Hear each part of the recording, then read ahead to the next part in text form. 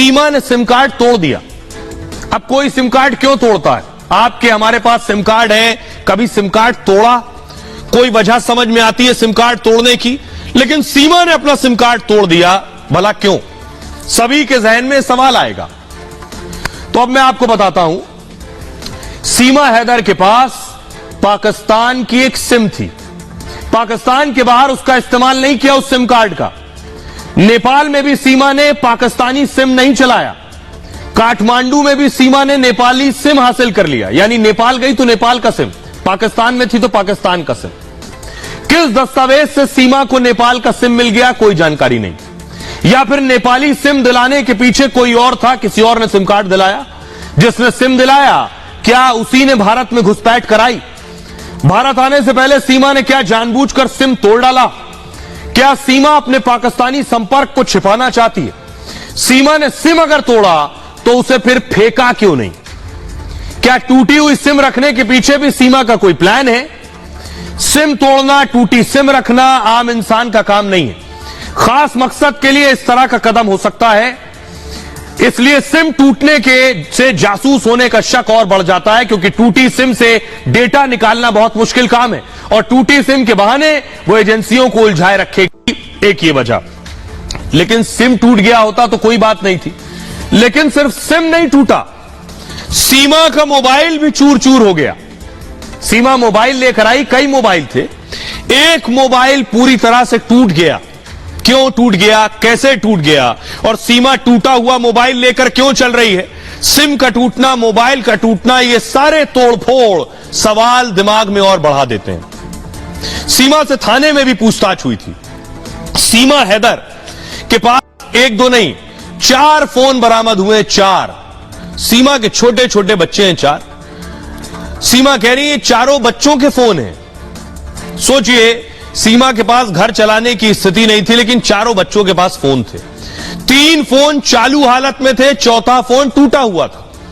सुरक्षा एजेंसियां इसको लेकर भी जांच कर रही हैं। सीमा ने पाकिस्तान वाला फोन आकर क्यों तोड़ा? फोन टूट गया तो जानबूझकर तोड़ा गया, सवाल यह है। सीमा ने सचिन से की गई 7 महीने की चैट डिलीट कर दी। कोई चैट भला क्यों डिलीट करता है? जब सचिन से प्यार है, फिर चैट डिलीट के पीछे मंशा क्या है? किसी चीज को खत्म करने के पीछे मकसद क्या है?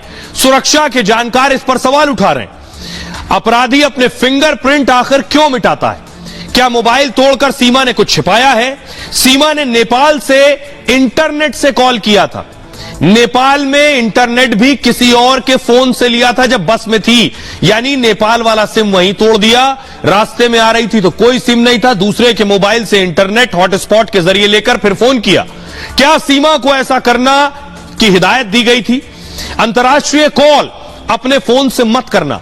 सुरक्षा एजेंसियां सीमा के कॉल डिटेल खंगाल रही हैं। व्हाट्सएप कॉलिंग थी जिसके बारे में जानकारी मिलना मुश्किल है।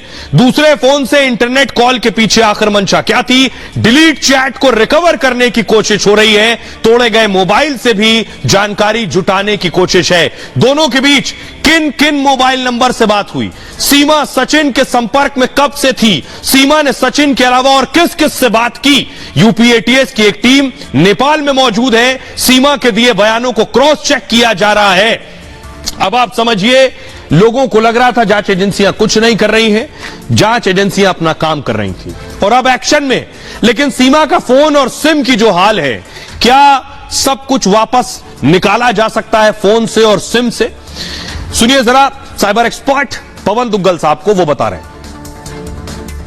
लेकिन अब ये लेटेस्ट जो टूल्स आ गए हैं वो इतने ज्यादा शक्तिशाली हैं कि वो आपके टूटे हुए सिम कार्ड से जितना भी डेटा रिट्रीव किया जा सकता है वो कर लेते हैं। और फोन जो होता है, फोन तो बहुत बड़ी चीज होती है। जब फोन भी टूट जाए तो ऐसा तो नहीं कि फोन के हर जगह चूर चूर उसके टुकड़े हो जाते हैं। कोई बड़ा टुकड़ा होता है, कोई छोटा टुकड़ा होता है, तो वो टुकड़े वो काम करते हैं और उससे जो जो चीजें एक्सट्रैक्ट कर सकते हैं करते हैं। तो फिर एक डेटा डंप सामने आ जाता है।